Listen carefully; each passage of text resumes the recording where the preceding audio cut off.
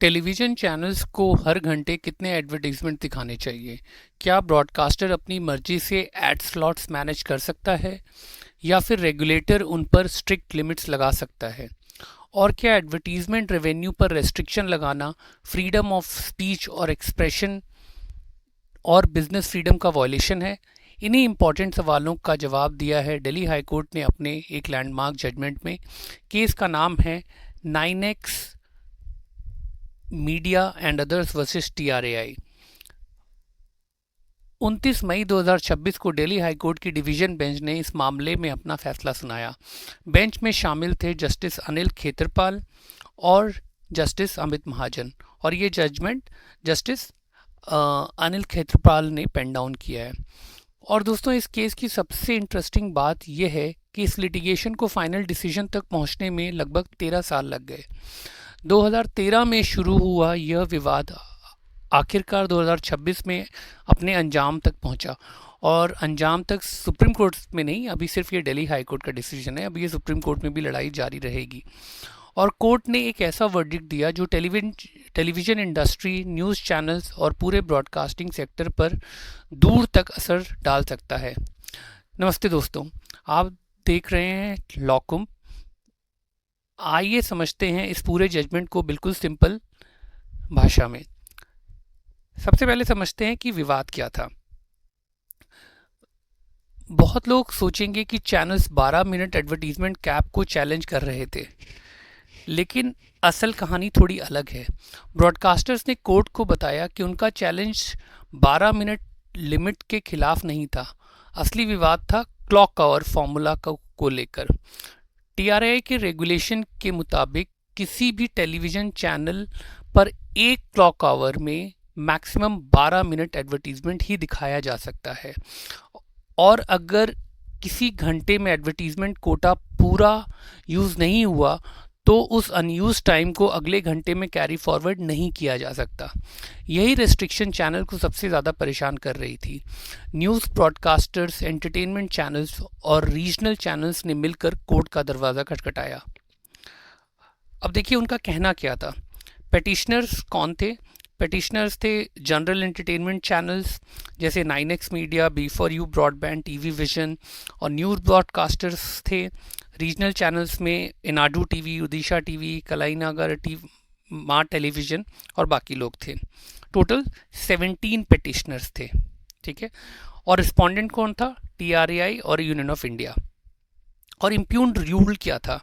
Rule 711 cable TV network television rules और regulation 3 of TRAI regulation 2012, जो कहता था no broadcaster shall carry advertisement exceeding 12 minutes in a clock hour. Clock hour मतलब अगर 7 AM से 8 AM के बीच आपको सिर्फ 12 मिनट दिखाना है एडवर्टीजमेंट मैक्सिमम, और आप अगर मान लो आपने 11 मिनट दिखाया तो आप 1 मिनट जो बचा हुआ है वो आगे कैरी फॉरवर्ड नहीं कर सकते, ठीक है। Any shortfall can not be carried over, ये रेगुलेशन था, राइट।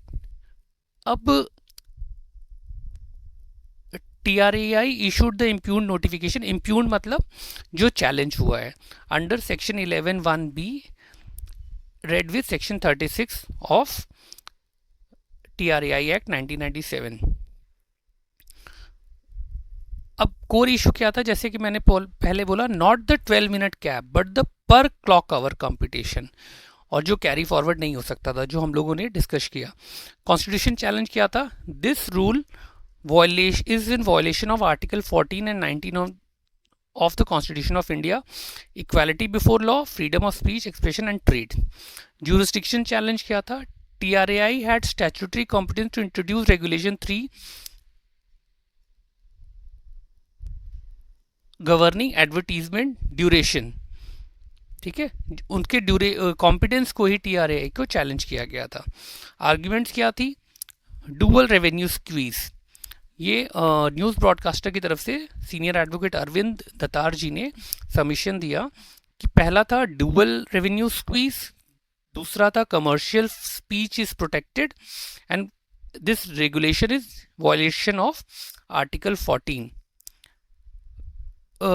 तो ड्यूअल रेवेन्यू स्क्वीज में क्या कहना था कि जो 2017 TRAI tariff order already capped subscription fees जो है 25 पैसा to ₹3.5 for news upheld in Star India versus DIPP जो केस था सुप्रीम कोर्ट में। The advertisement cap imposes second restriction. एक तो आपने रेट प्रिस्क्राइब कर दिया, फिर आपने सेकेंड रेस्ट्रिक्शन ऐड के लिए बोल दिया, ये वायलेशन ऑफ आर्टिकल 14 है। दूसरा क्या था, ये जो एडवर्टीजमेंट दिखाए जा रहे हैं वो एक तरह से कमर्शियल फ्री स्पीच है, और अगर आप उसे रेस्ट्रेन कर रहे हो कि 12 मिनट तक के दिखाना है तो आप आर्टिकल 19(1)(a) का वायलेशन कर रहे हो। और फिर वायलेशन ऑफ आर्टिकल 14 है क्योंकि uniform cap fails to distinguish prime time versus non prime time, जैसे शाम के समय जो प्राइम टाइम होता है और जो दिन के समय जो हर कोई टीवी के पास नहीं होता है उसको डिस्टिंग्विश नहीं किया। न्यूज़ चैनल और जनरल एंटरटेनमेंट चैनल या स्पोर्ट्स चैनल को एक ही कैटेगरी में रख दिया, उसमें कोई क्लासिफिकेशन नहीं किया था।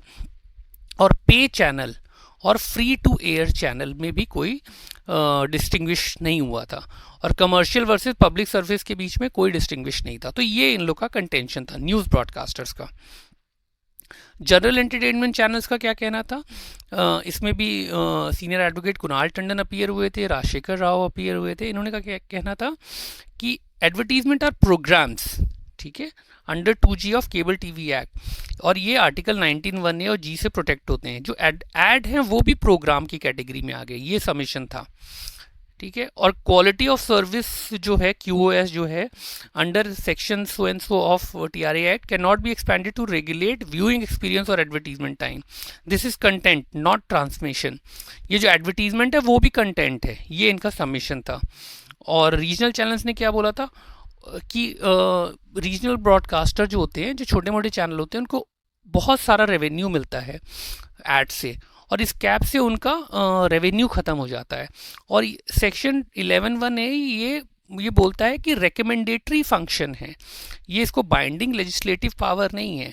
और ये जो जजमेंट था प्रॉक्सिमेट इफेक्ट टेस्ट, जो एक्सप्रेस न्यूज़पेपर का जो जजमेंट आप लोगों ने पढ़ा होगा, बहुत ही इंडियन एक्सप्रेस का केस जो है 19(1)(a) का के ऊपर और बेनेट कोलमैन से रिलेटेड, उसके लॉजिक को ये फॉलो नहीं कर रहा है। TRAI consultation process lack transparency and reason justification, ये इन्होंने जजमेंट का रिलाई किया cellular operators association versus TRAI का।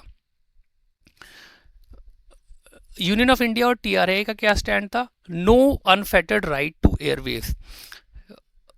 उनका कहना ये था, यूनियन ऑफ इंडिया और TRAI का, telecom regulatory authority of India का, no fundamental right exist to establish और operate broadcasting services without regulation. आप बिना रेगुलेशन के कोई चैनल नहीं चलाने का आपको कोई फंडामेंटल राइट नहीं है। अगर आप चैनल चला रहे हो तो आपको रेगुलेशन भी फॉलो करना पड़ेगा, ये कंटेंशन था। और था revenue lost argument is misplaced, आपके पैसे कम कमा रहे हो, मिसप्लेस्ड है, क्योंकि रेट्स जो होते हैं वो मार्केट ड्रिवन है। अगर आपको रेट आपको कम मिल रहे हैं तो आप अपना रेट बढ़ा दो। आप पब्लिक को 12 मिनट से ज़्यादा क्यों ऐड दिखा रहे हो, ठीक है। और जो टैरिफ ऑर्डर 2017 की जो बात की थी, ये does not impose absolute price ceilings on अला कार्टे चैनल्स, ठीक है। जो इंडिविजुअल चैनल्स होते हैं उसके ऊपर कोई एब्सोल्यूट बार नहीं था। और viewer protection and quality of service, excessive ad breaks degrade viewing experience, तो कस्टमर का भी ख्याल रखना पड़ेगा TRAI को, और इसीलिए 12 मिनट का कैप दिया गया था। और जो प्रिंट मीडिया के केसेस इन्होंने रिलाई किए थे, सकल papers, Bennett Coleman, Indian express, वो इस पे फॉलो नहीं करते, क्योंकि broadcasting services public spectrum use करती है, ठीक है। पब्लिक स्पेक्ट्रम जो होती है एयर वेव्स, ठीक है, और उसका कॉन्स्टिट्यूशनल कॉन्टेक्स्ट अलग है। फिर इंटरनेशनल कंपैरिजन भी किया गया था, ठीक है। अर्जेंटीना में 12 मिनट, क्रोएशिया 12, ये 12 अलग अलग देशों से 7 से 12, UK में, ठीक है। ये इसको कंसिडर किया गया। तो ये सिर्फ इंडिया के लिए नहीं किया था, बाहर के देशों में भी ऐसा ही था। फिर कोर्ट ने क्या एनालाइज किया, डज, पहला क्वेश्चन कोर्ट ने फ्रेम किया, does regulation 3 of 2012 regulation fall within TRAI statutory competence. तो इसका आंसर कोर्ट ने ऐसे दिया, broadcasting cable services are expressly included within telecommunication services under so and so of TRAI act. So bringing them within the TRAI regulatory purview. तो broadcasting चूंकि telecom में आता था तो उनके रेगुलेटरी फ्रेमवर्क में ये आ रहा है। दूसरा सेक्शन 36 बोलता है रेगुलेशन मेकिंग पावर। तो TRAI के पास लेजिटिमेट एक्सरसाइज है डेलीगेटेड अथॉरिटी की रेगुलेशन फ्रेम करने की। ये कोर्ट ने आंसर दिया। Quality of service mandate section 11, उस पर भी TRAI के पास क्वालिटी ऑफ सर्विस मेंटेन करने का मैंडेट है। The court has held that quality of service is a dynamic living mandate encompassing all facets that materially shape consumer experience। तो consumer experience के perspective से भी इसको कंसिडर किया गया। Binding nature of TRAI functions relying on unit of India versus ऑस्पी का जो जजमेंट था, court confirm that TRAI regulatory functions under are binding on licences not mere recommendatory. ये बाइंडिंग है, सिर्फ रिकमेंडेटरी नहीं है। Spectrum as a public resources, ये कोर्ट ने ये भी हेल्ड किया कि जो स्पेक्ट्रम होते हैं वो स्केयर होते हैं और फाइनाइट पब्लिक रिसोर्सेज होते हैं। तो उनको उनको जिसे कहते हैं कि एक लिमिट में या तरीके और सलीके से यूज़ करना होगा, तरीके और सलीके से यूज़ करना होगा। वो किसी की मनमानी नहीं चल सकती कि हम आप स्पेक्ट्रम भी यूज़ करेंगे और 12 मिनट से ज़्यादा ऐड भी दिखाएंगे। और ये जो जजमेंट था इसको रिलाई किया गया।